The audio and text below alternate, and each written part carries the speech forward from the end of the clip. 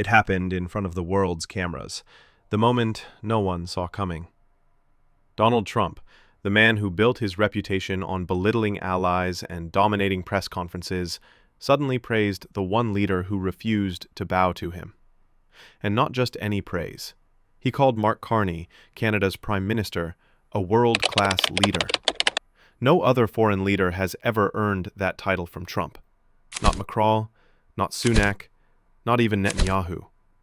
But in the middle of a tense White House briefing, Trump looked straight into the cameras and said it. Carney is a world-class leader. The shock rippled instantly through the room. Reporters froze. Cameras zoomed in.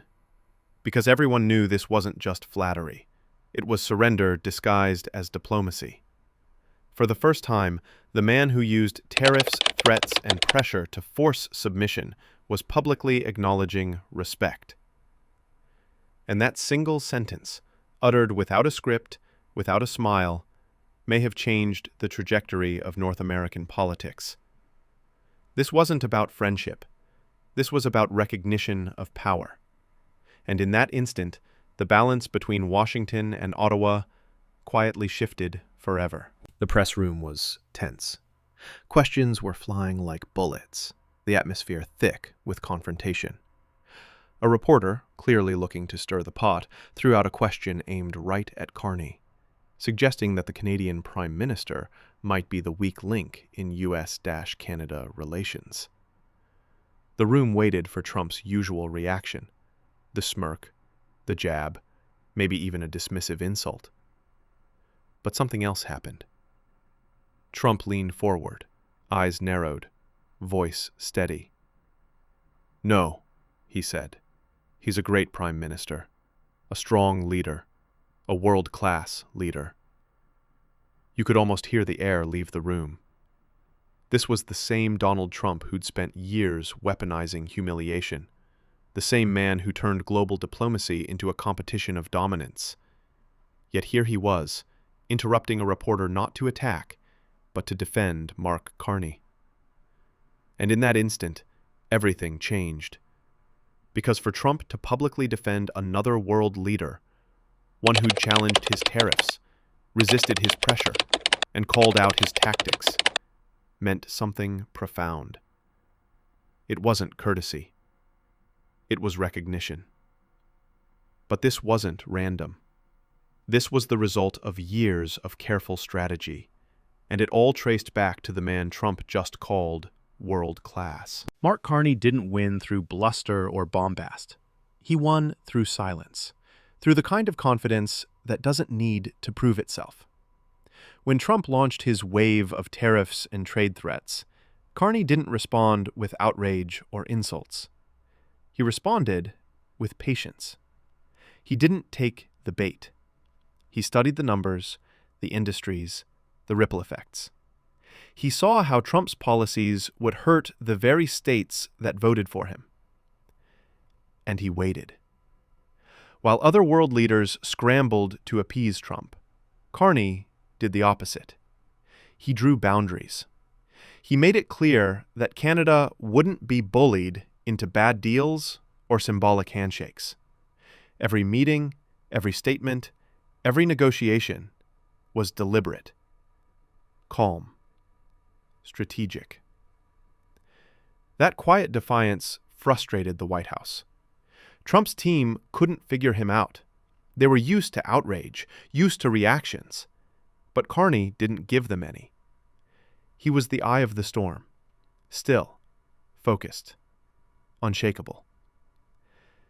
And when the dust began to settle, the numbers spoke louder than any press conference ever could. U.S. manufacturing faltered. Canadian exports adapted. And slowly, the economic tables began to turn. Carney didn't win through confrontation. He won through control. Then came the question that could have derailed it all. A reporter, sensing weakness, tried to corner Carney. He asked why Europe and the UK had already negotiated trade reliefs, and why Canada was still lagging behind. It was a loaded question, designed to make Carney defensive. But Carney didn't blink. He leaned into the mic and calmly dismantled the premise. "Let's be clear," he said. "We're the United States' second largest trading partner, the largest foreign investor in America, $500 billion in the last 5 years, and likely $8 trillion in the next." He didn't raise his voice. He didn't boast. He simply laid out the data, line by line, fact by fact, until there was nothing left of the reporter's narrative. Then he turned the knife.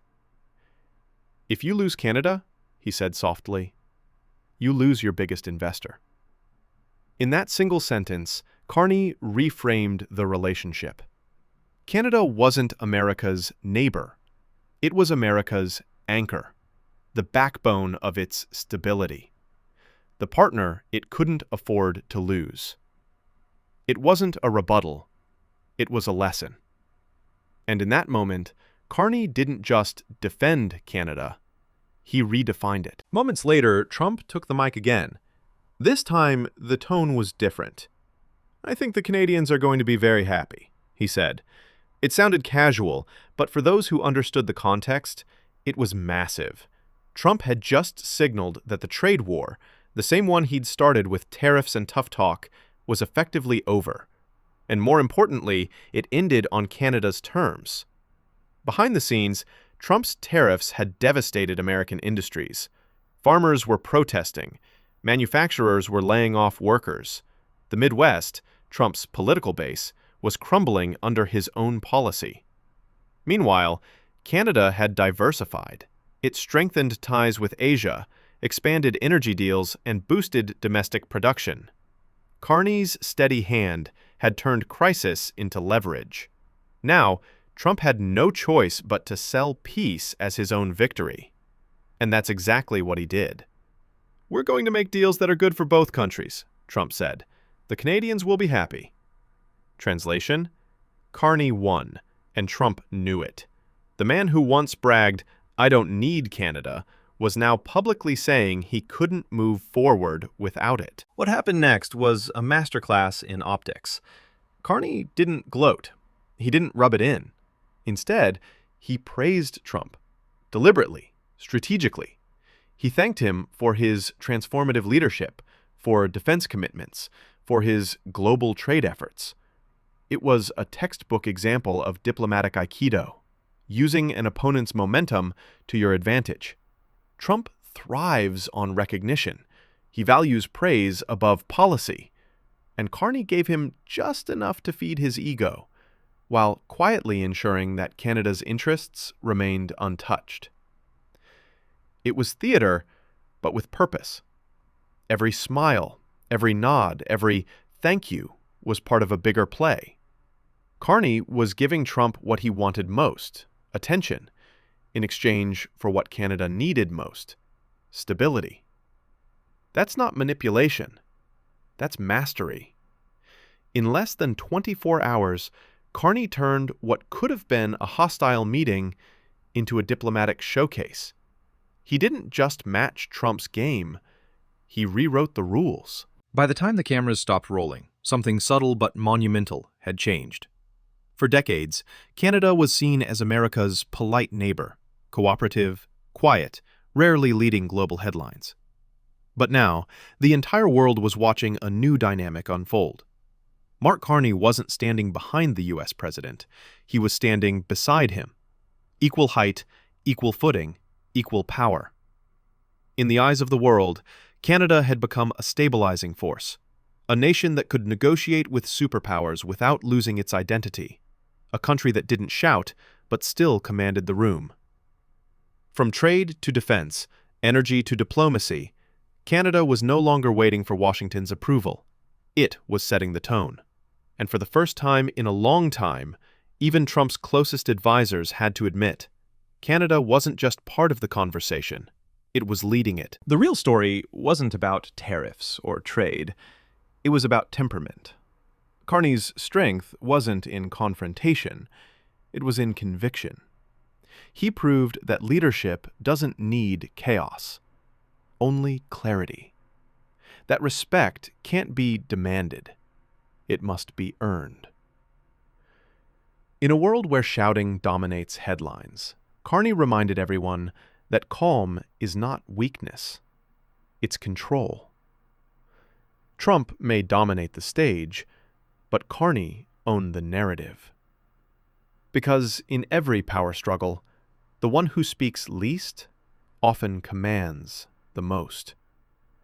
And as the cameras cut and the lights dimmed, it was clear who had truly won the day.